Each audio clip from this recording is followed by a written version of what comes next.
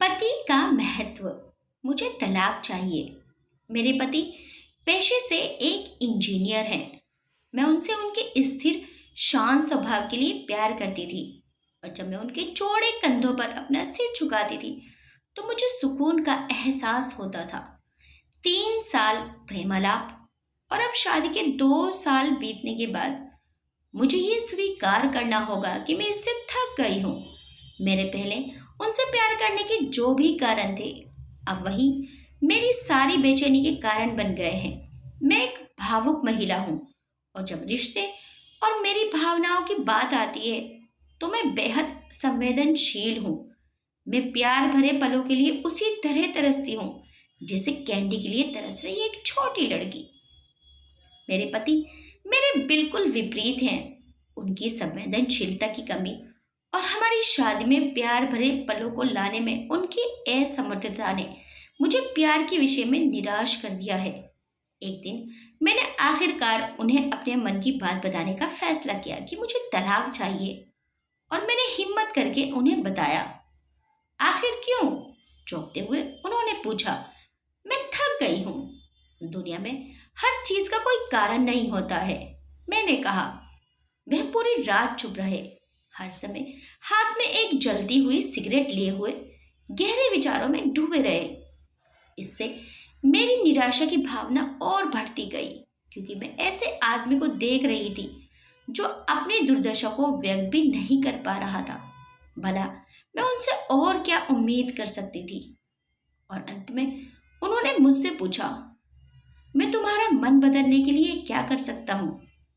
किसी ने सच ही कहा है कि किसी के व्यक्तित्व को बदलना मुश्किल है। मुझे लगता है मेरा उन पर से विश्वास उठना शुरू हो गया है। उनकी आंखों में गहराई से देखते हुए मैंने धीरे से उत्तर दिया, मैं तुम्हें एक सवाल पूछती हूँ। अगर तुम्हारा जवाब मेरे दिल को मना सके तो मैं अपना विचार बदल लूंगी। मान लो मुझे एक पहाड़ की चट्टान पर खिला एक फूल चाहिए, और हम दोनों को ये पता हो कि उस फूल को तोड़ने से तुम्हारी मृत्यु हो जाएगी, तो क्या तुम मेरे लिए ऐसा करोगे? उन्होंने कहा, मैं कल तुम्हें इसका जवाब दूंगा। उनकी प्रतिक्रिया सुनकर ही मेरी उम्मीदें धराशायी हो गई। मैं अगली सुबह उठी तो पाया कि वे चले गए थे, और सामने के दरवाजे के पास खाने की मेज पर दूध के गिलास के नीचे उनकी खुरदुरी लिखावट के साथ एक कागज का टुकड़ा पड़ा था, जो पढ़े जाने पर ये बातें बयां करता था। पति की पत्नी के लिए दिल छूने वाली चिट्ठी। प्रिय, मैं तुम्हारे लिए वह फूल नहीं तोड़ूंगा, लेकिन अगर तुम चाहो तो मैं तुम्हें इसके पीछे का कारण जरूर बताना चाहूंगा। यह पहली पंक्ति पढ़ते ही मेरे दिल के हजारों टुकड़े हो गए। फिर भी मैंने पढ़ना जारी रखा। जब तुम कंप्यूटर का इस्तेमाल करती हो तो तुम हमेशा सॉफ्टवेयर प्रोग्राम को गड़बड़ कर देती हो।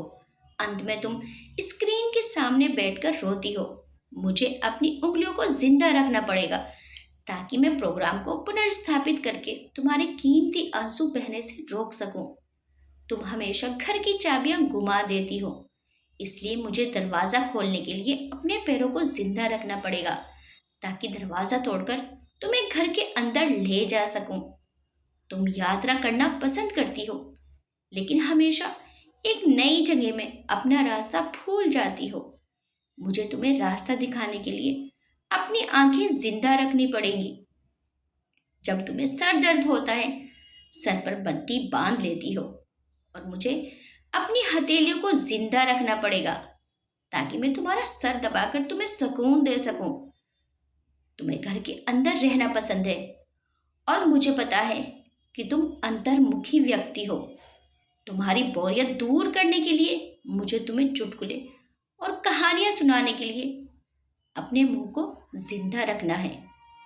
तुम हमेशा कंप्यूटर और टीवी देखती हो, और इससे तुम्हारी आंखों का भविष्य अच्छा नहीं होगा।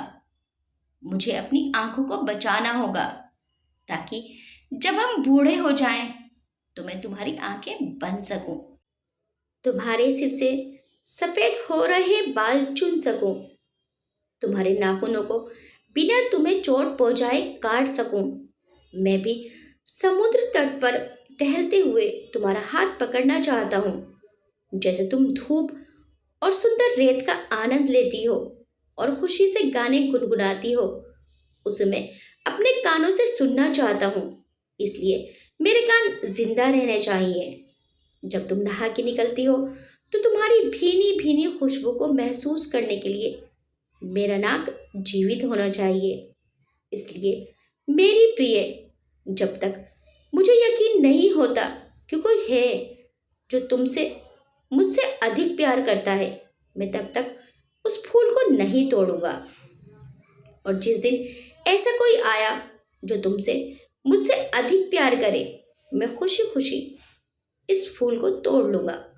ये पढ़ते ही मेरे आंसू पत्र पर गिरे और उनकी लिखावट की सिलाई धुंधली हो गई। मैंने उसे पढ़ना जारी रखा। अब जब तुमने मेरा उत्तर पूरा पढ़ लिया है, अगर तुम संतुष्ट हो, अगर मैंने तुम्हारे दिल को मना लिया हो, तो कृपया सामने का दरवाज़ा खोलो, क्योंकि मैं बाहर खड़ा हूँ तुम्हारी पसंदीदा ब्रेड और ताज़ा दूध के साथ। मैं जल्दी से दरवाज़ा खोलने के लिए दौड़ी और उनके चिंतित चेहरे को प्यार भरी नज़रों से देखती रही कि ये वही इंसान है जिससे कल तक मैं तलाक लेना चाहती थी, और ये अपने दिल में मेरे लिए इतना प्यार, सम्मान और चिंता लिए हैं, पर जताना नहीं आता। फिर मुझे जोर से हंसी आई कि चलो इस बहाने इनके दिल का प्यार, सम्मान बाहर तो आया। फिर हम खुशी खुशी अंदर आए। अब मुझे यकीन हो गया था कि कोई भी मुझसे उतना प्यार नहीं करेगा जितना वे करते हैं, और मैंने फूल ने तोड़ने का फैसला किया। यही जीवन है और प्रेम है। जब कोई प्यार से घिरा होता है तो उत्तेजना की भावना दूर हो जाती है और वह उस सच्चे प्यार को नज़रअंदाज कर देता है जो शांति और नीरसता के बीच होता है। आपको ये कहानी कैसी लगी हमें कमेंट करके ज़रूर बताइएगा। वीडियो अच्छी लगी तो वीडियो को लाइक, शेयर, सब्सक्राइब करना मत भूलिएगा। मिलते हैं नेक्स्ट टाइम एक अच्छी सी कहानी के साथ। Till then bye bye.